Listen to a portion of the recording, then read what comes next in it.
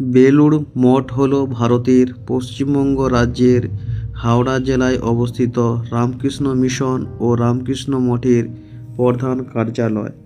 হুগলি নদীর পশ্চিম তীরে অবস্থিত এই মঠটি আধ্যাত্মিকতা, স্থাপত্য সৌন্দর্য এবং বিশ্বভ্রাতৃত্বের এক অনন্য প্রতীক। স্বামী বিবেকানন্দ 1897 সালে রামকৃষ্ণ মিশন এবং পরবর্তীকালে বেলুড় মঠের ভিত্তি স্থাপন করেন। শ্রী রামকৃষ্ণের আদর্শ প্রচার এবং আত্মনমোক্ষার্থং জগদ্ধিতায় চ, নিজের মুক্তি এবং জগতের কল্যাণের জন্য এই মন্ত্রকে সামনে রেখে প্রতিষ্ঠিত হয়।